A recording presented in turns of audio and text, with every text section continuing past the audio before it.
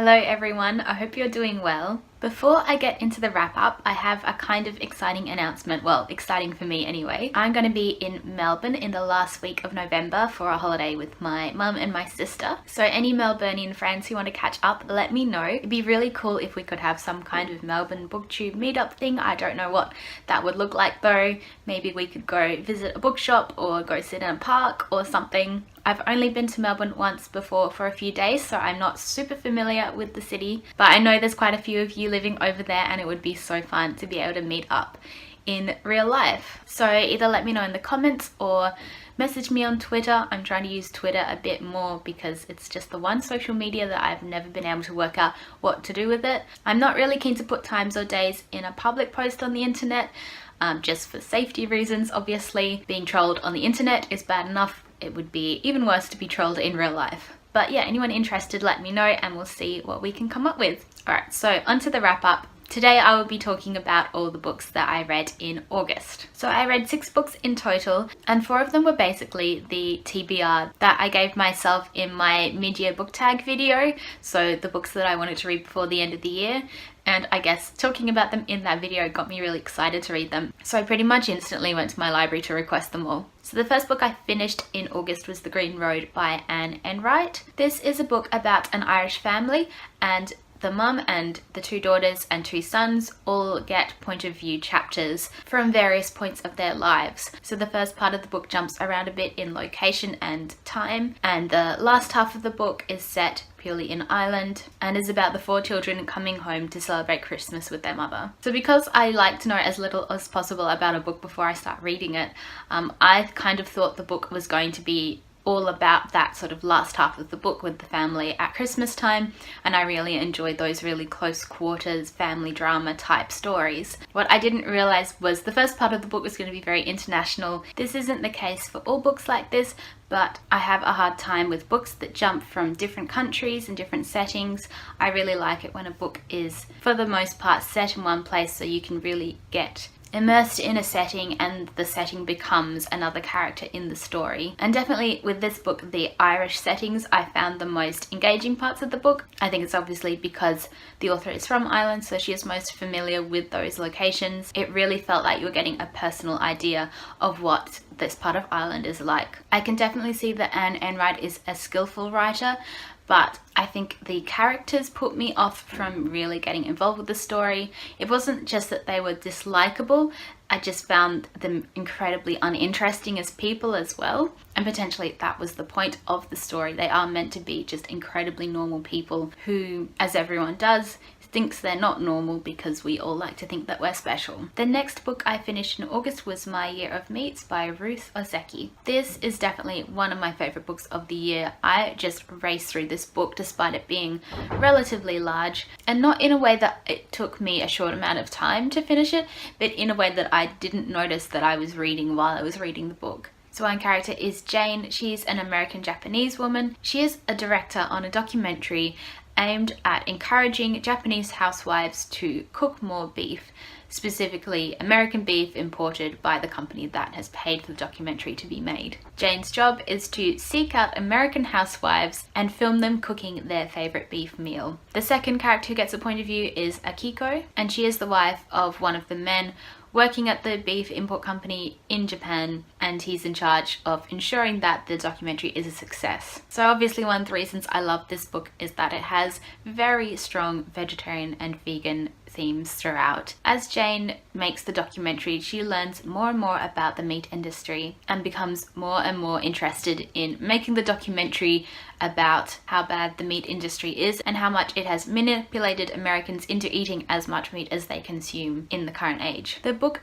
mainly focuses on the kinds of chemicals used in the meat industry in America and how detrimental those chemicals are to the environment and to people. It specifically looks at one chemical that is known to have caused infertility in people and also have caused early puberty for children. And all of this, I am presuming, is fact because there is a long bibliography at the back of the book detailing all the research that the author went into to write the novel. And even though I'm fully aware of all the atrocities that the meat industry likes to inflict on animals and people, I still found this book incredibly confronting. In some ways, the way Ruth Ozeki writes, particularly a scene that is set in a slaughterhouse, is even more impactful than seeing videos of it. She's written it sort of cleverly and almost, I guess, a horror style in that way where you don't want to keep reading but you kind of have to at the same time. There is a definite parallel being made between the way animals' bodies are treated as a product to be consumed and the way that women's bodies are often treated in that same way. This is especially clear with the character of Akiko. Her role, as seen by her husband and her family, is as a housewife to give him children and cook him food. Her husband most definitely doesn't see her as a real person at all. I can definitely recognize that this book was occasionally simplistic in the way it presents ideas, and it got a little bit soapboxy at times, but I found this incredibly fascinating and easy to read and would highly recommend to anyone. The next book I read was Carousel by Ritchie. This is from a local author and is about 4 people who get trapped inside a shopping centre called Carousel, which is a real shopping centre in Perth that I have been to a couple of times. The book follows these 4 people trapped in this shopping centre for over a year. As much as they try to break open the doors, they will not budge, and so eventually they kind of resign themselves to being stuck in the shopping centre with no idea what's happening with the outside world. Presumably there's an apocalypse going on. The book is dubbed as YA, and although the premise is very YA sounding, I didn't feel like it was a YA book at all. Firstly, 3 out of 4 of the characters are in their early 20s. The main character has recently graduated uni, and so I found him kind of relatable as being someone in their early 20s who has to deal with the fact that the rest of their life is ahead of them and they have no idea what they want to do with it. A lot of the fun in this book comes from the descriptions of the characters surviving in the shopping centre, and the book uses real shop names that everyone would be familiar with in Australia. They talk about getting food from Coles and Woolworths, they go clothes shopping in Myers, they hang out in JB Hi-Fi and play video games and watch movies, and this made it super relatable because everyone knows what all those stores look like because all the layouts are the same. So you can very easily empathize with what the characters are going through in a way. And I'm pretty sure everyone has thought about what would happen if they got stuck in a shopping center and how amazing it would be to just have all that stuff there for the taking. It was also a really suspenseful book. I read it while I was on a week off from work and I read it in 2 days. Next, I read The Watchtower by Elizabeth Harrower. This is an Australian modern classic written in the 1960s but set in sort of the 1940s to 50s. It's about 2 sisters, Laura and Claire. At the beginning of the book, their father has just died and their mother, who doesn't care about them at all, has taken them out of their school because she can't afford it anymore, and they go and live in a flat in the northern suburbs of Sydney. Laura is forced to go to secretary school and then get a job. Eventually their mother just leaves them in Australia and goes back to England where she's from, and we never hear from her again. Laura agrees to marry the boss in the factory where she works as a secretary. He's called Felix, and he turns out to be an incredibly manipulative, selfish, horrible person, and basically the rest of the book is about the various ways that he manipulates them for about probably 15 years or so. The things I liked about this book is the characters. I thought they were very well crafted. They really felt like whole rounded people. The way the author describes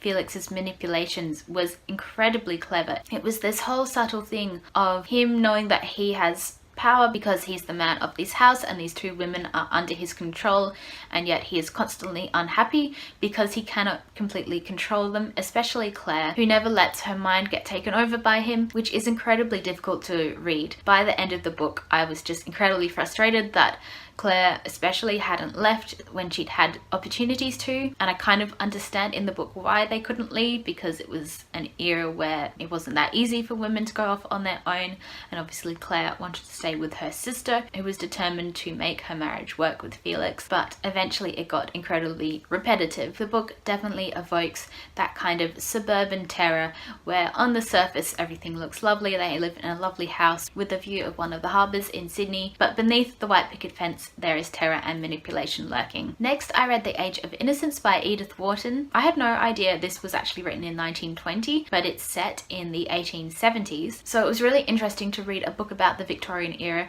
written by someone who had lived through it, but was able to use hindsight to really examine the views and values of the time. So this book is about a man called Archer Newland. He is about to marry the perfect match, May Welland, but then her cousin Ellen Olenski comes back to America from Europe because her husband has been incredibly abusive. And so of course Archer falls in love with Ellen, and there is a whole struggle between him wanting to go with Ellen and follow his heart, but society constricting him to stay with May and follow the conventional married route. While a lot of books from the Victorian era have some feminist undertones, this definitely has feminist overtones. Near the start of the book, Archer very clearly states that in his head he believes that men and women should be equal. He specifically refers to the fact that he has already had a relationship with a married woman, and the way society reacted to that was boys will be boys, and he was sort of tapped on the wrist and told, that was bad, but if you go marry this nice young lady called May, we will forgive you for your sins. Whereas Ellen is constantly told by society and her family that she should go back to her husband despite him being abusive, because a woman's place is with the man she married. And then you have May, who is a perfectly lovely person on the surface, but Archer soon realizes there's really nothing beneath that, because to be called a nice girl by society means to have had no experiences whatsoever. And so Archer very clearly feels the imbalance between him and May, which means that they can never feel like they are truly equals. Essentially, the book is about how society is the most powerful and controlling element in the world. There's a chapter at the end of the book which is sort of set 30 years later, and May and Archer's children are grown up and they have a daughter who is described as being exactly like May, but because she lives in a more modern time, her views are just more open and more accepting than May's were when she was her age. And it basically goes to show that people don't change, it's society that changes, which I think is super interesting and is something that I've always thought. Reading this, I definitely enjoyed it. I really like Edith Wharton's style of writing. It's really descriptive and interesting. I don't think I've ever read a book set in New York in the Victorian era before, so that was really interesting to read as well. Probably the only qualm I have is that I often got confused about which character was which, especially because all the wives were named Mrs., their husband's name and their surname, and rarely called by their actual first name, so that just got extra confusing. The last book I read in August, well, I started in August and I finished in September, but it was like September 2nd, so I'm just going to include it in this wrap up, was Eggshell Skull by Bri Lee. This is a non-fiction memoir about the author's experiences with the legal system in regards to sexual assault. So at the beginning of the book, she has just become a judge's associate in the courts in Queensland, and basically she just means she's the judge's assistant, and she has to travel around with him while he visits various courts, helping him out with the paperwork in regards to cases. She eventually realizes that most of the cases that she will be working on are to do with sexual assault, and she notices a pattern where those accused of sexual assault for the most part are deemed as not guilty by the jury. This book is definitely very horrifying in terms of making you feel like that if you are a victim of sexual assault, you cannot rely on Australian law to ensure that the perpetrator is punished. I can't say that it really surprised me. I think because I have a very pessimistic idea of our legal and government systems in Australia, they seem to fail the most vulnerable people in all aspects of the law and all aspects of government. But I definitely learnt a lot about our legal system, not really knowing a lot about it. I read this book over the course of a few days and it was a pretty intense time. So that was everything I read in August. Please let me know if you've read any of those books and your opinions on them. And a reminder for Melburnians that I will be in your lovely city in the last week of November. I'm very excited to visit all the amazing vegan food places. I've written down about 20 different places that I potentially want to visit. I know I won't be able to get to all of those in 1 week, but I will give it my best shot. And if you are from Melbourne or have visited Melbourne, do let me know recommendations of things that me and my sister and my mum should go see, whether that be museums or galleries or parks, vegan restaurants, bookshops, secondhand stores, vintage shops, markets, particularly if it's free. We love free things. I hope you're having a great day and I will see you soon. Bye!